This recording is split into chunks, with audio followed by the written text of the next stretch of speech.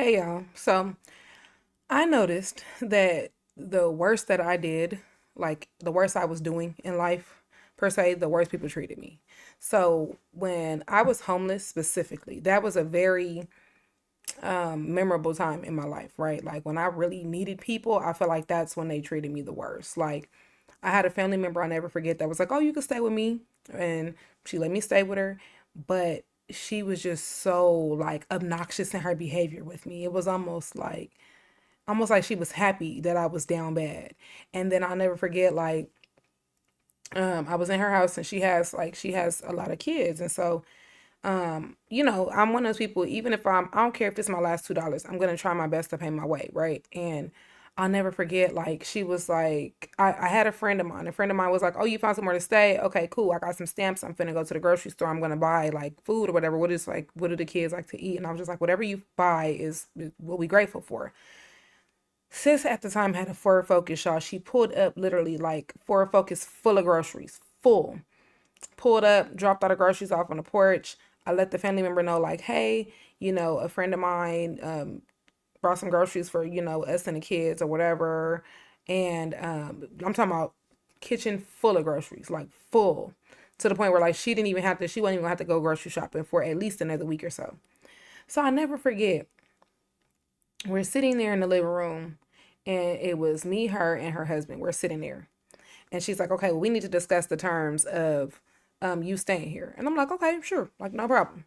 And the first thing she says was, like, "I'm not gonna be feeding you. You need to buy your own food." And I was just like, why would that even come up when I just had a whole kitchen full of groceries put in here? Like, like clearly I'm aware of that. Like, what? Like, whenever I ever came up in here and ate up all your food, like it was just so, it was so weird. Like, and I stayed with her a couple of times, but each time she just acted funny with me. Like, and I think I told you guys, this is that same family member I told you guys, like she would throw so much shade at me, and it took me till I got older to realize.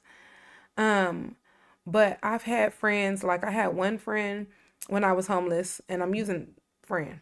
I had one friend when I was homeless, and um, I remember I went, like it was so bad at one point. I went to go get like a room voucher, and I went to go like see the room, and I like boohoo cried. I was like, "There's no fucking way I can stay here." And I'll never forget, like she was like, "Okay, you can stay with me or whatever." Like no, I think she was at the time, I think she had a family member that was getting ready to move out. And so they had a friend that actually lived across the street that had a room for rent. And she was like, "You can stay here." She was like, but the house scared me. So the girl grandpa like died in the house. And I'm just gonna say I'm Creole, and y'all can do with that information what you will, but I was uncomfortable. Like I was not comfortable. That room was freezing cold no matter what you did.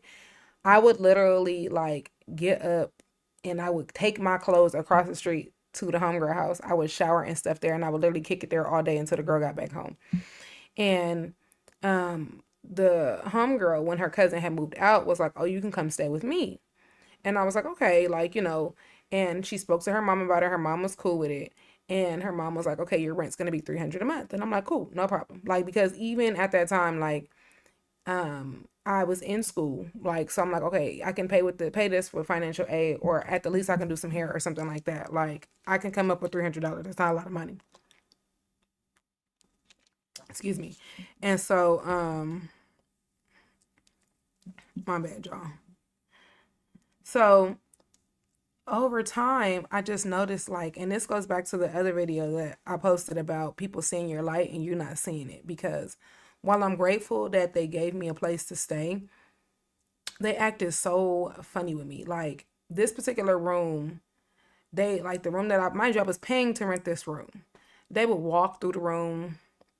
I would buy groceries for the house, and I'm talking about shit was just ate all the way up. Like it just wasn't an ideal situation. And I understand that when you're staying with people, like, you have to kind of acclimate or acquiesce to like how they run their house, and that's fine. But I'm telling y'all, like when I was low on funds, I even had a friend that went and bought me lunch and then talked shit later about how I couldn't feed myself. And it's crazy because all of those people that mistreated me then, like when they see who I've become now And I'm not talking about just like, oh, they see me on social media, but because they don't, a lot of these people don't have access to me anymore. As far as like, we're not having conversations on the phone. So they may see me on social media, or they may see me out somewhere, or somebody might tell them something about me, and it's like, oh, I'm so happy for her. But it's like, are you really? Because when I couldn't even feed myself, y'all was talking shit about me. You know what I mean? Like, or I can remember like when I had moved over there to that friend's house, I was the new girl on the block. And I guess, the dudes over there were interested in me, but I really just feel like that's because I was a new girl on the block. Because literally all I did was go to work and come back. I didn't do anything else. Went to work and came back. And when I tell you, like, they would mistreat me so bad, talk about me like I wasn't right there, all of that. And then I'll never forget, like, the day that I got my apartment, a friend of mine helped me move. And I didn't have a whole lot of shit to move. I had, like, a drawer. I had, like, a duffel bag of clothes. I had, and a blanket. Like, I had to buy an air mattress and all of that shit. And I had bought a laptop with my financial aid. But I'll never forget, like, the homegirl comes to help me get my stuff, and the girl's mom was just like, I don't want any company in my house. And I was like, oh, don't worry about it. Like, and so I start moving my stuff out on the porch. And the homegirl was taking the stuff off the porch and putting it in her car. And I'll never forget, like, the homegirls whose house it was like, where are you going? I said, home. And I want to say that that particular friend, because me and her are still friends, that particular friend to this day, that was the first person that genuinely would celebrate me without making me feel like it was backhanded or something like that. Like, she would genuinely like be happy for me. Like, when I got them keys, she posted that picture of me holding my keys before anybody else did. Like, me and her still talk about how far we've come. Like, it's not, if this has ever happened to you, you're not crazy. It's not no like mythological phenomenon. Like, no, people, some people are sadists. Like, they really like to do you down, like do you bad better when you're already down bad. And then there's some people that they know, like, okay, once I get up on my 2 feet, like, I'm really gonna be a nigga out here, and they hate that for you. Anyways, y'all, so as usual, we're gonna get into a couple of these TikToks, and then I'll come back at the end. How many of us experienced this? They had a head start before you, and they was Mm-hmm. looking down at you while you were down bad, and Mm. you still prospered. You still did well. You still went above and beyond. You still accomplished. How many of y'all experienced that? How many of y'all experienced people doubting you, looking down at you, Mm-hmm. laughing while you were down, but you still got up? You Period. still got up. You still kept pushing, and you showed them that you can do it, and you can do it again. You can run circles around them. Mm. How many of y'all went through that? Period. You know what that says about you? You're strong. You're a warrior, and I'm not talking about physically. You can be physically, but to be somebody that was looked down on, to be somebody that's talked down on, to be somebody that people prayed on your downfall, and you still got up. You still show them that you can do it better than them, and you're not Mm-hmm. defeated. That's a powerful person. You know that you can persevere in any type of situation. You know that you can get up. And a lot of people like to make fun of you for your downfalls, but really, the stuff that you went through, they couldn't handle what you went through.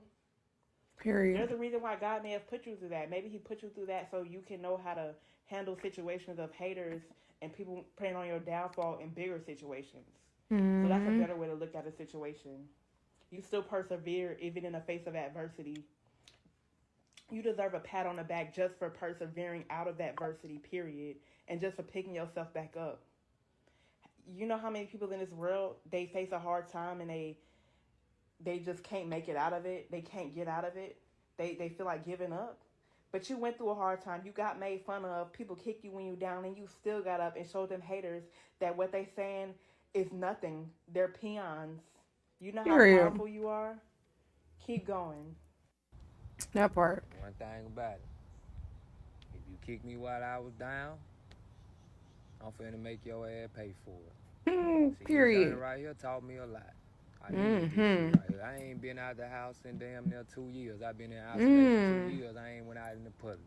This is my first time just being out in the public for real. And this shit was hard. I ain't gonna cap, this shit was hard.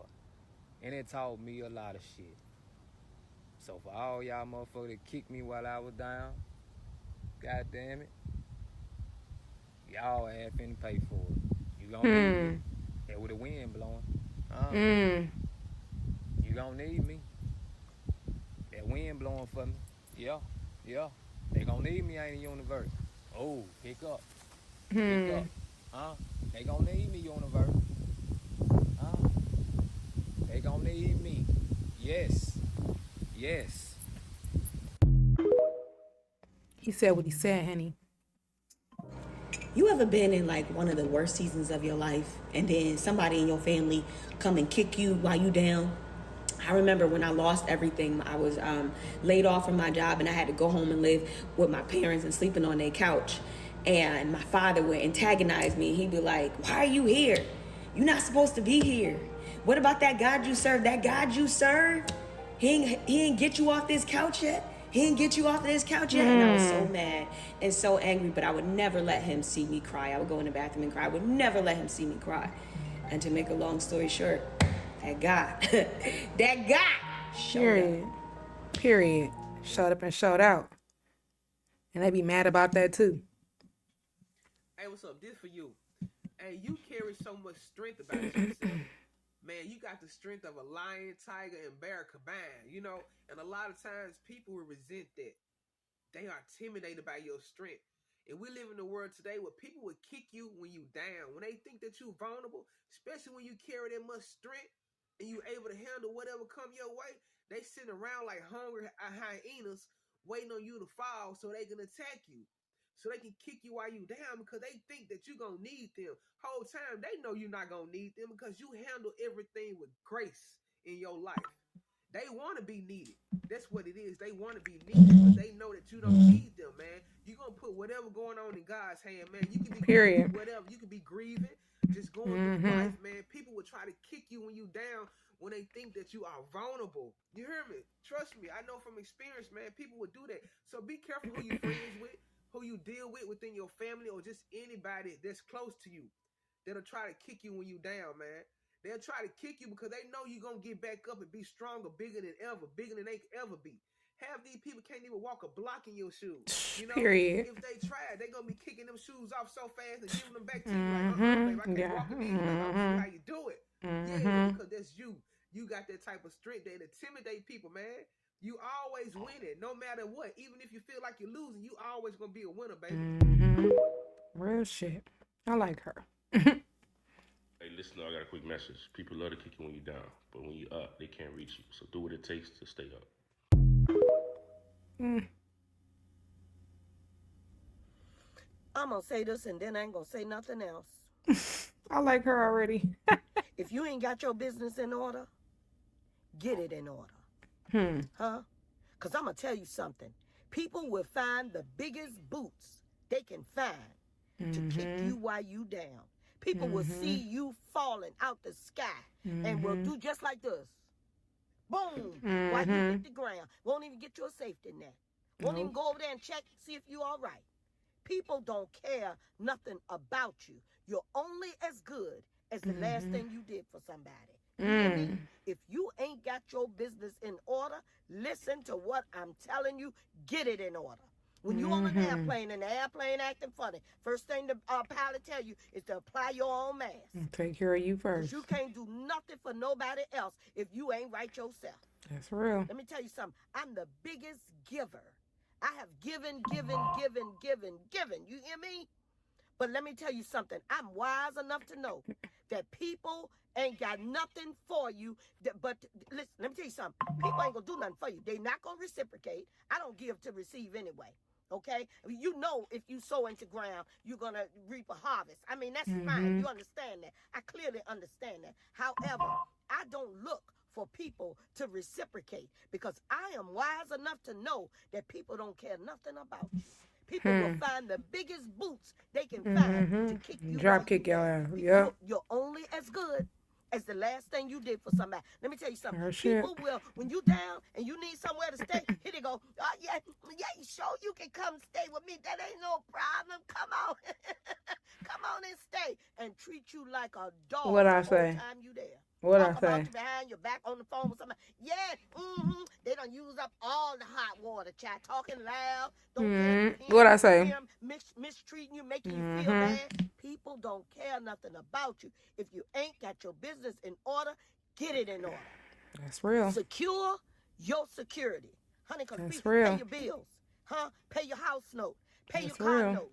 Make sure you pay your utilities. And if you don't, sit in the house cold. Sit in the house with the lights off Real until you shit. can pay it. Because Whatever you I'm gotta telling do. you what I know. People don't care nothing about you. You're Real only as shit. good as the last thing you did for somebody. And let me tell you this, 80% of what you go through is your own daggone fault anyway.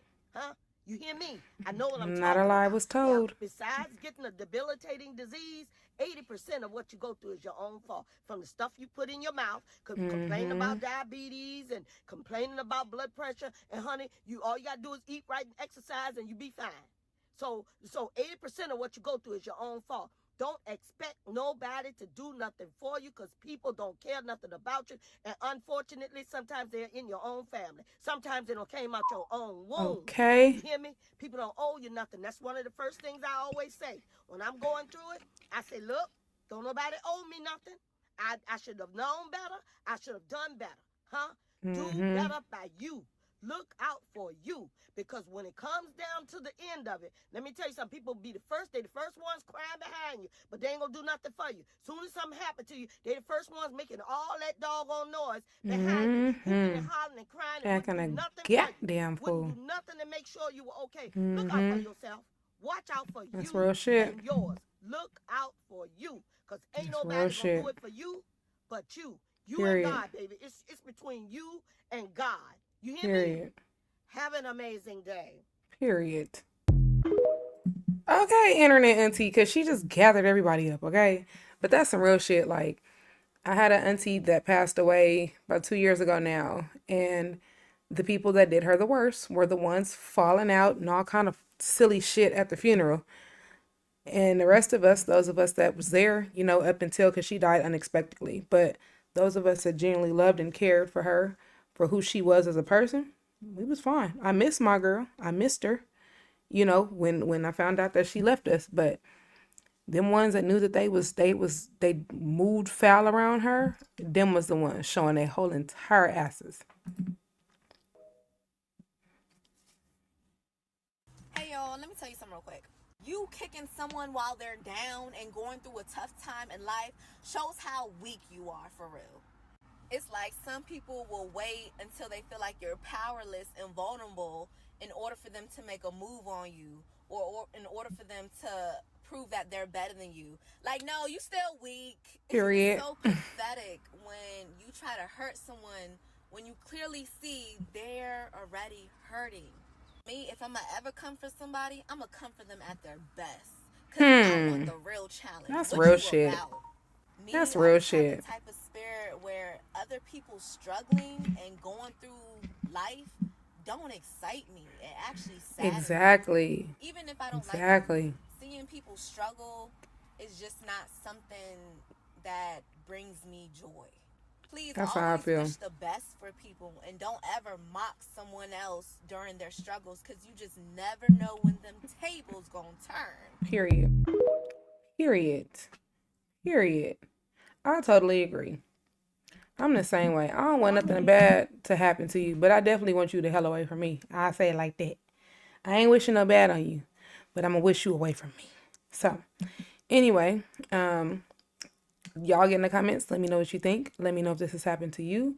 One of my favorite things to do on this channel is to validate others' feelings and let them know, let y'all know, my good homegirls and good homies, that you definitely have a community here with us. We definitely give a damn about you here and what you're going through. And we don't do the funky shit. So remember, keep it cute because there's no freedom of speech here on my page. But anyway, I love you all. Hope you have a great day. And I will see y'all in the next video. Bye.